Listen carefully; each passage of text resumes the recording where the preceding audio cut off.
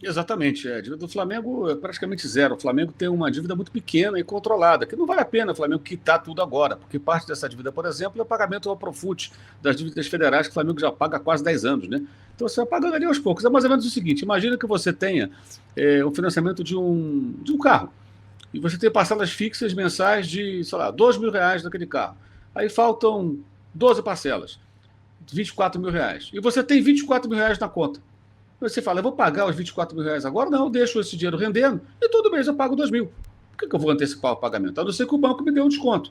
O banco, eu vou pagar então o carro de uma vez. Você me dá um desconto? Não, não dou desconto nenhum. Então fica aí todo mês. Se eu precisar, eu saco parte desse dinheiro. É o caso do Flamengo hoje. A dívida do Flamengo hoje ela praticamente inexiste. E é importante entender: não é problema ter dívida. O problema é ter uma dívida que você não pode pagar. Uma dívida que é maior do que o que você consegue faturar. Esse é o problema. Isso, o que vale na vida das pessoas, vale também no caso do clube de futebol.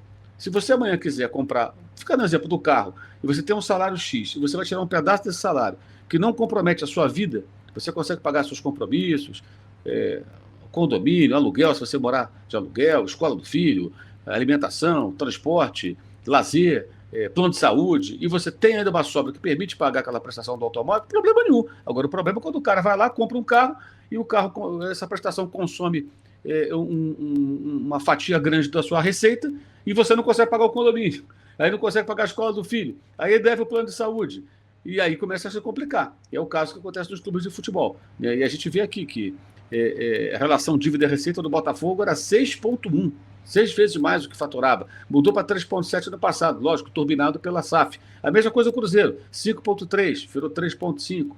O Atlético, 3,6, virou 2,2. Tudo SAF. Bahia, 2,6, virou 2,1. Vasco, 4,7, virou 2,1. E o Corinthians, de 1,4, aumentou para 2,0. Aumentou a relação, quer dizer, piorou. E tem uma outra página, que é a página seguinte, se der para o Felipe mostrar, 103, que é muito interessante, que ela fala do tempo para pagar as dívidas. Então, eles pegaram o seguinte, esse estudo é interessante, eles pegaram a receita dos 5 últimos anos, para ter uma média, e fizeram uma estimativa assim. Vamos imaginar que cada clube pegasse 20% daquilo que faturou e destinasse 20% a pagamento de dívida, né? Então, 80% fica para todas as despesas e investimentos, 20% só para pagar a dívida. O Botafogo, para a receita dos 5 últimos anos, levaria 32,4 anos para pagar. Aí, O Flamengo pagaria em um ano, 1,8 anos. Ou seja, com mais de um ano e meio, né? Alguma coisa assim. Cruzeiro, 23 anos, Atlético, 12 anos, é assustador. E esse número muda muito para usando a outra coluna, a receita de 2023, porque são números turbinados pelas SAFs, né? Ou seja, tem gente colocando dinheiro no clube, mas automaticamente o clube não pertence mais a ele mesmo. O clube tem um dono. Esse é um ponto importante que tem que lembrar sempre da SAF. O clube tem um dono.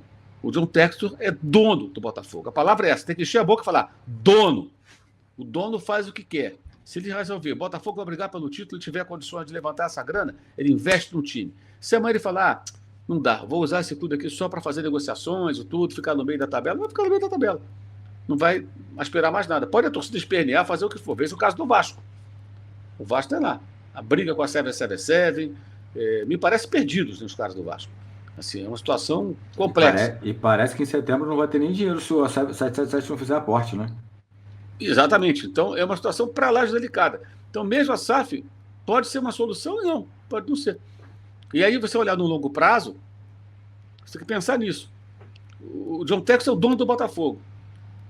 Como é que vai ser daqui a 10 anos? Ele vai colocar dinheiro? Ele vai tirar dinheiro? Ele vai sair do Botafogo? Ele vai vender o Botafogo? Ele decide. É um negócio dele, gente. Esse é o ponto. O clube da sua paixão agora tem um proprietário. Ele faz o que ele quiser. Pro bem ou pro mal. Então é importante. E veja que todos que viraram SAF o fizeram por total falta de opção. Não tinha opção. Não tinha opção. Esse relatório mostra assim, isso foi falado, houve uma apresentação, até com um debate bem interessante de alguns especialistas, eu fui lá acompanhar, foi na noite da terça-feira, final da tarde para a noite de terça-feira, e o que mais se falava era isso, era sobre essa força que o Flamengo tem hoje, que não se traduz em campo ainda. E aí está a grande cobrança em cima do futebol do Flamengo, da sua gestão, o Landinho, o Marcos Braz e todos os demais. O Flamengo tem um poderio econômico absurdo na América do Sul.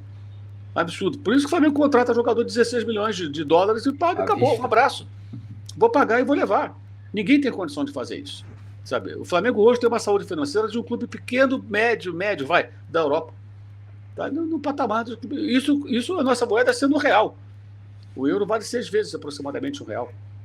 Então, é realmente um negócio impressionante. E nessa gestão, muitos problemas do futebol, outras questões além do futebol que a gente pode questionar, o Landinho, o Marcos Braz, etc.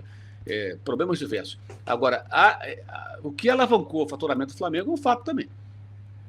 Já vinha uma crescente. E um detalhe que eu acho sempre importante lembrar. Muita gente fala, o Corinthians não tem condições de fazer isso, que os tempos são outros. É uma falácia esse negócio. Na verdade, ninguém quer tomar, como diz meu amigo Felipe lá, o famoso remédio amargo. O Flamengo tomou o remédio amargo, né? O Flamengo tinha uma receita de 200 e poucos milhões de reais. E quando em abril de 2013 foi anunciado o resultado da auditoria feita no clube, a dívida era de 750 milhões. Ou seja, a dívida do Flamengo era mais ou menos 3 vezes e meio, algo em torno disso, o que o Flamengo faturava em um ano. O Corinthians tem uma dívida, começou esse ano com uma dívida de 2 bilhões e faturou no ano passado 1 bilhão. Então a proporção é a seguinte: o faturamento do Corinthians no ano era metade da dívida. O Flamengo era 3 vezes e meio mais. Ou seja, a colina para ser escalada era ainda maior. E mais, depois do sucesso da empreitada rubro-negra, qualquer dirigente capaz, cercado de pessoas competentes e com boas intenções nesse sentido, ele tem um argumento para falar para o seu torcedor: eles fizeram. O caminho está lá em cima. Nós vamos fazer o mesmo caminho. Só que, para sorte até do Flamengo e de outros, como o Palmeiras, clubes como o Corinthians não querem fazer isso. Então, essa é uma lição muito grande que o Flamengo, com todas as pessoas que participaram desse processo, deixa para o futebol brasileiro. E para o torcedor ficar muito orgulhoso disso aí.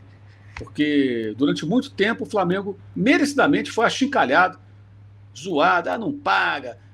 Tem a famosa frase do Vampeta: finge que paga, finge que joga, todo mundo ria do Flamengo, o CT tinha carrinho de mão lá de obra para tirar jogador machucado. O Flamengo era uma bagunça.